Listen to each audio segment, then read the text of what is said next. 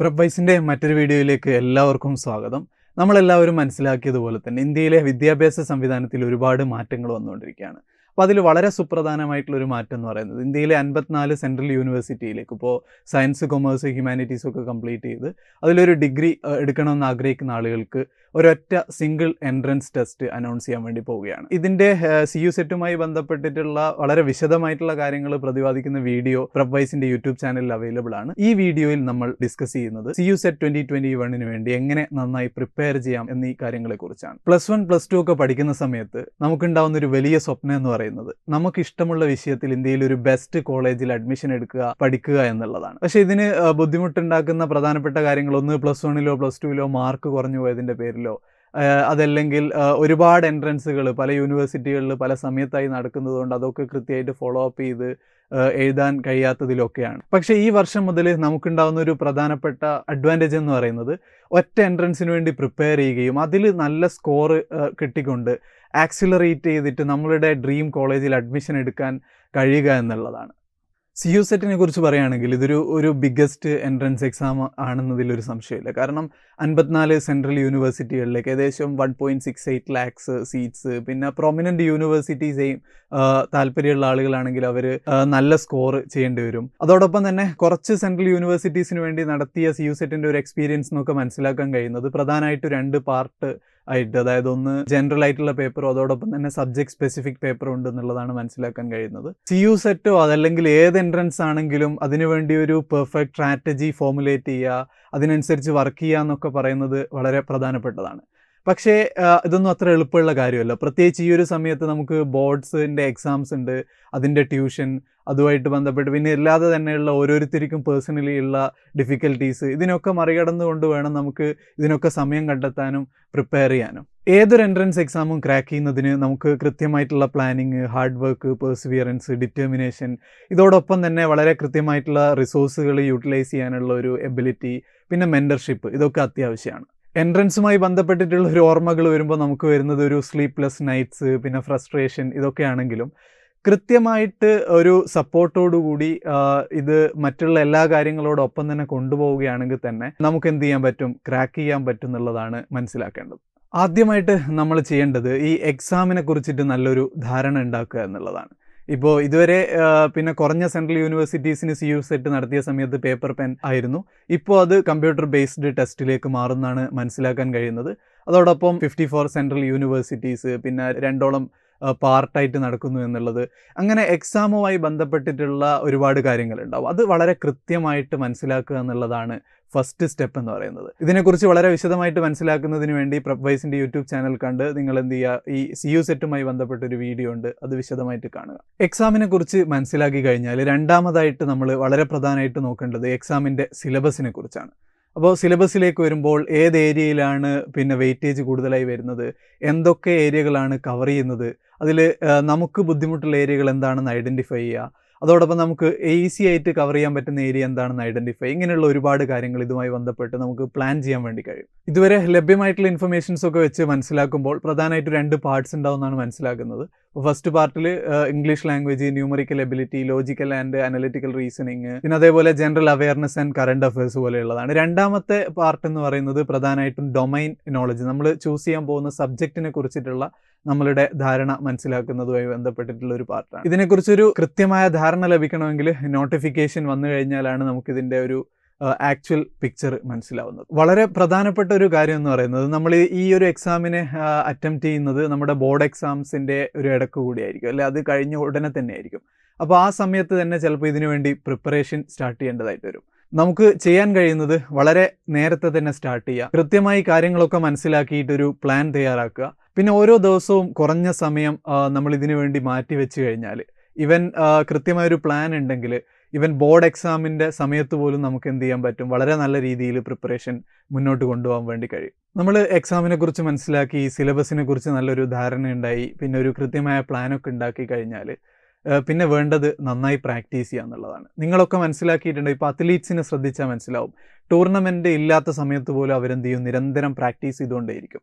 അങ്ങനെ ചെയ്യുന്ന സമയത്ത് ഇപ്പോൾ എൻട്രൻസുമായി ബന്ധപ്പെട്ട് പറയുകയാണെങ്കിൽ കൃത്യമായിട്ട് അല്ലെങ്കിൽ നിരന്തരമായി പ്രാക്ടീസ് ചെയ്യുന്ന സമയത്ത് എങ്ങനെ ക്വസ്റ്റ്യൻസ് വരുമെന്നുള്ളതിനെക്കുറിച്ചും ഓരോന്ന് വന്നാൽ എങ്ങനെ ആൻസർ ചെയ്യാം, അതിൻ്റെ ടൈമിങ് മറ്റു കാര്യങ്ങളിലൊക്കെ നമുക്ക് നല്ലൊരു എഡ്ജ് കിട്ടും. അതോടൊപ്പം നമുക്ക് വീക്കായിട്ടുള്ള ഏരിയകളെ പ്രത്യേകം മാർക്ക് ചെയ്യാനും അതിലൊരു കൂടുതൽ കോൺസെൻട്രേഷൻ കൊടുത്തിട്ട് പ്രിപ്പറേഷൻ നമുക്ക് മുമ്പോട്ട് കൊണ്ടുപോകാൻ വേണ്ടി കഴിയും. മോട്ടിവേഷൻ എന്ന് പറയുന്നത് വളരെ പ്രധാനപ്പെട്ട ഒരു കാര്യം തന്നെയാണല്ലോ, പക്ഷേ ഇത് വെറുതെ വരുന്നതല്ല. അപ്പോൾ നമുക്ക് നല്ലൊരു മോട്ടിവേഷനും കോൺഫിഡൻസും ഒക്കെ ഉണ്ടാവണമെങ്കിൽ നമ്മൾ കൃത്യമായിട്ട് വർക്ക് ചെയ്യുന്നുണ്ടെന്നും അതോടൊപ്പം തന്നെ ഇതിനെ സപ്പോർട്ട് ചെയ്യുന്നതിനാവശ്യമായിട്ട് നമുക്ക് കൺഫ്യൂഷൻസും ഡൗട്ട്സൊക്കെ വരുന്ന സമയത്ത് ചോദിക്കാൻ കഴിയുന്ന രീതിയിലുള്ള മെൻറ്റർഷിപ്പൊക്കെ പ്രൊവൈഡ് ചെയ്യുന്ന സംവിധാനങ്ങളുടെ ഒരു സപ്പോർട്ട് കൂടെ ഉണ്ടെങ്കിൽ നമുക്ക് നന്നായിട്ട് മുന്നോട്ട് പോകാൻ വേണ്ടി പറ്റും. നമ്മൾ നേരത്തെ പറഞ്ഞതുപോലെ തന്നെ എല്ലാ കാര്യങ്ങളും ഒത്തുവരുമ്പോഴാണ് നല്ലൊരു സ്കോർ നമുക്ക് അച്ചീവ് ചെയ്യാൻ വേണ്ടി കഴിയുന്നത്. പൊതുവെയുള്ളൊരു ധാരണ എന്ന് പറയുന്നത് നല്ല നോളജ് ഉള്ള അല്ലെങ്കിൽ എല്ലാം പഠിച്ചെന്ന് ഉറപ്പുവരുത്തി കൊണ്ട് മാത്രം നമുക്ക് എന്ത് ചെയ്യില്ല, നല്ലൊരു സ്കോർ നേടാൻ വേണ്ടി കഴിയില്ല. ഇതിൽ വളരെ പ്രധാനമായിട്ട് ഇതിനെ ബാധിക്കുന്ന കുറച്ചധികം ഏരിയ, ഒന്ന് ഒബ്വിയസ്ലി നമ്മൾ മനസ്സിലാക്കിയിട്ടുള്ള പഠിച്ചിട്ടുള്ള കാര്യങ്ങൾ, രണ്ടാമത്തത് നമ്മളുടെ ബിഹേവിയർ ആയിട്ടുള്ള ആസ്പെക്ട്സ് ആണ്. അതോടൊപ്പം തന്നെ നമ്മളിത് ഒബ്ജക്റ്റീവ് ടെസ്റ്റൊക്കെ ആകുന്ന സമയത്ത് അത് അറ്റംപ്റ്റ് ചെയ്യുന്ന നമ്മളുടെ ഒരു രീതിയും പാറ്റേണും ഒക്കെ ഇതിനെന്ത് ചെയ്യും, ഇൻഫ്ലുവൻസ് ചെയ്യുന്നുണ്ട്. ഇപ്പോൾ ഫോർ എക്സാമ്പിൾ ബിഹേവിയർ ആയിട്ടുള്ള കാര്യങ്ങളെക്കുറിച്ച് മനസ്സിലാക്കുകയാണെങ്കിൽ ഇപ്പോൾ പല ആളുകളും പലതരത്തിലാണ് ടെസ്റ്റിനെ എന്ത് ചെയ്യുന്നത്, അഭിമുഖീകരിക്കുന്നത്. നമ്മളൊരു ആൻസർ അറ്റംപ്റ്റ് ചെയ്യുന്ന സമയത്ത് എത്ര ആലോചിച്ചിട്ടും നമുക്കത് കിട്ടുന്നില്ല. അപ്പം നമ്മളത് കിട്ടുന്നത് വരെ എന്ത് ചെയ്യും, നമ്മളൊരു ഈഗോ വർക്ക് ചെയ്തിട്ട് അത് കിട്ടുന്നത് വരെ ടൈം സ്പെൻഡ് ചെയ്യുകയും ടൈം ഒരുപാട് നഷ്ടപ്പെടുകയും മറ്റുള്ളതിനെ അറ്റംപ്റ്റ് ചെയ്യാനുള്ളതിൻ്റെ കൂടെ സമയം എടുക്കുകയൊക്കെ ചെയ്യും. പിന്നെ രണ്ടാമതായിട്ട് വളരെ പ്രധാനപ്പെട്ടത് നമ്മളുടെ ടെസ്റ്റ് ടേക്കിങ്ങുമായിട്ട് ബന്ധപ്പെട്ടിട്ടുള്ള ഏരിയയിൽ വരുന്ന കാര്യങ്ങളാണ്. അപ്പോൾ അതായത് ഒരു ക്വസ്റ്റ്യൻ നമ്മൾ എത്ര സമയം എടുത്തിട്ടാണ് മനസ്സിലാക്കുന്നത്, അല്ലെങ്കിൽ എത്ര നന്നായിട്ടൊരു ക്വസ്റ്റ്യനെ കോംപ്രിഹെൻഡ് ചെയ്യാൻ വേണ്ടി കഴിയുന്നുണ്ട്, അത് അറ്റംപ്റ്റ് ചെയ്യാൻ എത്ര സമയം എടുക്കുന്നു, ഇങ്ങനെയുള്ള കുറേ കാര്യങ്ങൾ. അപ്പോൾ ഇത് വളരെ നന്നായിട്ട് ഇതിലൊരു പ്രോഗ്രസ് കൊണ്ടുവരുന്നതിന് വേണ്ടി പ്രിപ്പറേഷൻ ഫേസിൽ തന്നെ എത്രത്തോളം നമ്മൾ പ്രാക്ടീസ് ചെയ്യുന്നു അതിനനുസരിച്ച് നമുക്കിതിനെ നന്നാക്കാൻ വേണ്ടി കഴിയും. അതോടൊപ്പം തന്നെ കൃത്യമായിട്ട് നമ്മളുടെ ബിഹേവിയറിലുള്ള കാര്യങ്ങൾ കൂടെ ഒബ്സർവ് ചെയ്തിട്ട് എന്തെങ്കിലും ചേഞ്ചസ് വരുത്തണമെങ്കിൽ നമ്മളത് മനസ്സിലാക്കിക്കൊണ്ട് വേണം എന്ത് ചെയ്യേണ്ടത്, എൻട്രൻസിൻ്റെ ഫൈനലി അറ്റംപ്റ്റ് ചെയ്യാൻ പോകുന്നത്. അപ്പോൾ നമ്മൾ ഓൾറെഡി ഡിസ്കസ് ചെയ്തതാണ്, ഈ ഒരു എക്സാമുമായി ബന്ധപ്പെട്ട പ്രിപ്പറേഷനൊക്കെ വരുന്ന സമയത്ത് നമ്മൾ നന്നായിട്ട് എന്ത് ചെയ്യും, കുറച്ച് ബിസി ആവാനുള്ള സാധ്യതയുണ്ട്. കാരണം ബോർഡ് എക്സാംസ്, അതിന് വേണ്ടിയിട്ടുള്ള പ്രിപ്പറേഷൻ, അതല്ലാതെ ഇതിനു വേണ്ടി കോച്ചിങ്ങിന് പോവുകയാണെങ്കിൽ അതിനുള്ള സമയം, പിന്നെ ഇതല്ലാതെ നമ്മൾ വീട്ടിൽ നിന്ന് ഇതിന് രണ്ടിനും വേണ്ടി പഠിക്കേണ്ട ഒരു സമയം. അപ്പോൾ ടൈം മാനേജ്മെൻറ്റ് എന്ന് പറയുന്നത് വളരെ പ്രധാനപ്പെട്ട ഒരു കാര്യമാവും. മറ്റൊരു വളരെ പ്രധാനപ്പെട്ട ആസ്പെക്റ്റ് എന്ന് പറയുന്നത്, നമ്മൾ കോച്ചിങ്ങിനെ ആശ്രയിക്കുകയാണെങ്കിൽ പോലും കൃത്യമായിട്ട് നമുക്ക് കോൺസെപ്റ്റുകളെ മനസ്സിലാക്കാനും നമ്മളതായ രീതിയിൽ അതിനെ ഓർത്ത് വെക്കാനൊക്കെ തന്നെ നമുക്ക് നമ്മളതായ ഒരു പ്രിപ്പറേഷൻ കൂടി ആവശ്യമുണ്ടാവും. അപ്പോൾ അതിനുവേണ്ടി കൃത്യമായിട്ടുള്ളൊരു സമയം കണ്ടെത്തുകയും രണ്ടും കൂടെ മാനേജ് ചെയ്യുന്ന തരത്തിൽ സമയത്തെ ക്രമീകരിക്കുകയും ചെയ്യണം. അപ്പോൾ ഏതൊക്കെ തരത്തിൽ നമുക്ക് ടൈം മാനേജ്മെൻറ്റ് കൊണ്ടുവരാൻ കഴിയുമെന്നുള്ളത് നോക്കാം. നമുക്കെല്ലാവർക്കും ഓരോ ദിവസവും കുറേ കാര്യങ്ങൾ ചെയ്യാനുണ്ടാവും. അപ്പോൾ അതിൽ ഓരോ കാര്യങ്ങളെടുത്ത് നമ്മൾ പരിശോധിച്ച് കഴിഞ്ഞാൽ നമുക്ക് തോന്നുന്നത് ഇതിലുള്ള എല്ലാം ഇമ്പോർട്ടൻ്റ് ആണല്ലോ, പക്ഷേ അതിനനുസരിച്ച് എല്ലാത്തിനും കൂടെ ഉള്ള ടൈമും ഉണ്ടാവില്ല. അപ്പോൾ അവിടെ നമ്മൾ എന്താണ് ചെയ്യേണ്ടത്? നമുക്ക് ചെയ്യേണ്ട എല്ലാ കാര്യങ്ങളും ഒന്നുകൂടെ എടുത്തൊന്ന് പരിശോധിച്ച് നോക്കിക്കഴിഞ്ഞാൽ നമുക്ക് മനസ്സിലാവും എല്ലാ കാര്യത്തിനും ഒരേ ഇമ്പോർട്ടൻസ് ഇല്ല എന്നുള്ളത്. ഇവിടെ നമുക്ക് ഈ കാണുന്നത് പോലെയുള്ള ഒരു ഇമ്പോർട്ടൻ്റ് ആൻഡ് അർജൻറ്റ് മെട്രിക്സ് ഉപയോഗിച്ചുകൊണ്ട് നമുക്ക് എന്ത് ചെയ്യാം, മാനേജ് ചെയ്യാൻ വേണ്ടി കഴിയും. അതായത് ഫോർ എക്സാമ്പിൾ നമുക്ക് ഉള്ള ഒരു 4 ടാസ്ക് ഉണ്ടെന്ന് മനസ്സിലാക്കുക. ഒന്നാമതായിട്ട് നാളെ ഒരു മാത്സിൻ്റെ ടെസ്റ്റ് ഉണ്ട്. രണ്ടാമത്തത് 4 ദിവസത്തിനുള്ളിൽ കംപ്ലീറ്റ് ചെയ്യേണ്ട ഒരു ഇംഗ്ലീഷിൻ്റെ അസൈൻമെൻ്റ് ഉണ്ട്. മൂന്നാമത്തത് വൈകുന്നേരം ഫ്രണ്ട്സുമായിട്ട് ഫുട്ബോൾ കളിക്കാനുണ്ട്. നാലാമത്തത് നമുക്ക് വളരെ ഡിസ്റ്റൻ്റ് ആയിട്ടുള്ള ഒരു റിലേറ്റീവിൻ്റെ വെഡ്ഡിങ് നൈറ്റ് ഉണ്ട്. അപ്പോൾ ഇതിനെ നമുക്ക് മാനേജ് ചെയ്യാൻ വേണ്ടി പറ്റുന്നത് വളരെ ഇമ്പോർട്ടൻ്റ് ആയിട്ട് ഫസ്റ്റ് നമ്മൾ ചെയ്യേണ്ടത് നാളത്തെ മാത്സിൻ്റെ ടെസ്റ്റ് കംപ്ലീറ്റ് ചെയ്യുക എന്നുള്ളതാണ്. രണ്ടാമത്തത് 4 ദിവസത്തിനുള്ളിൽ കംപ്ലീറ്റ് ചെയ്യേണ്ടതിനെ പ്രയോറിറ്റൈസ് ചെയ്തിട്ട് നമുക്ക് എന്ത് ചെയ്യാം, അത് ദിവസം എടുത്തിട്ട് കംപ്ലീറ്റ് ചെയ്യാൻ വേണ്ടി പറ്റും.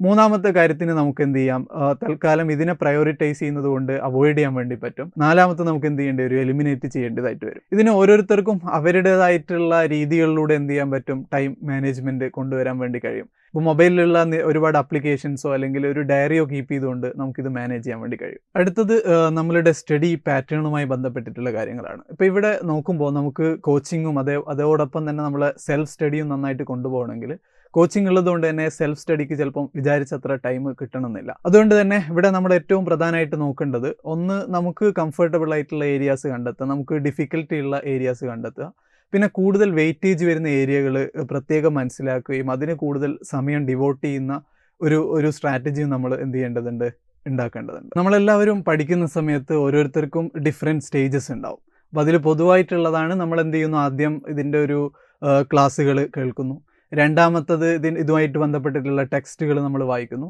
മൂന്നാമത്തത് നമുക്ക് മനസ്സിലായ കാര്യങ്ങളൊക്കെ വെച്ച് നമ്മളൊരു നോട്ട് പ്രിപ്പയർ ചെയ്യുന്നു.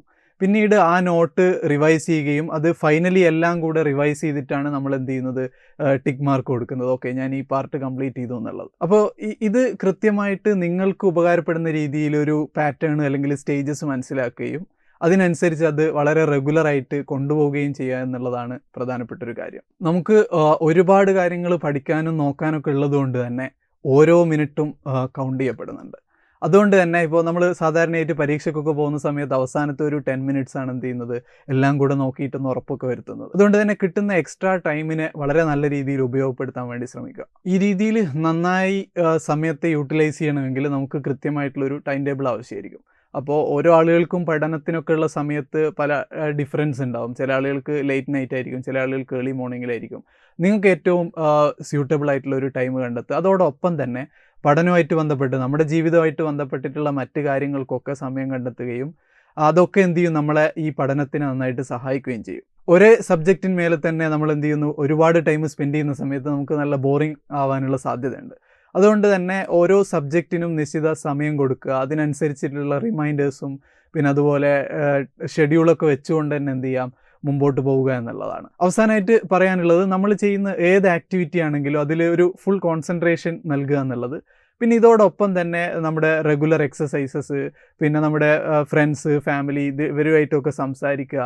അങ്ങനെ കൊണ്ടുപോകുമ്പോൾ ഒരു സ്ട്രെസ്സും ഇല്ലാതെ തന്നെ ഈസി ആയിട്ട് നമുക്ക് ഈ ഒരു ജേണി മുമ്പോട്ട് കൊണ്ടുപോകാൻ കഴിയും. നമ്മൾ ഇതുവരെ സംസാരിച്ചിട്ടുള്ള എല്ലാ ഏരിയകളിലും നിങ്ങളെ ഹെൽപ്പ് ചെയ്യാനും സപ്പോർട്ട് ചെയ്യാൻ വേണ്ടിയിട്ട് പ്രെപ്വൈസിൻ്റെ മൊബൈൽ ആപ്പ് നിങ്ങൾക്ക് ആപ്പ് സ്റ്റോറിലും പ്ലേ സ്റ്റോറിലും അവൈലബിൾ ആണ്.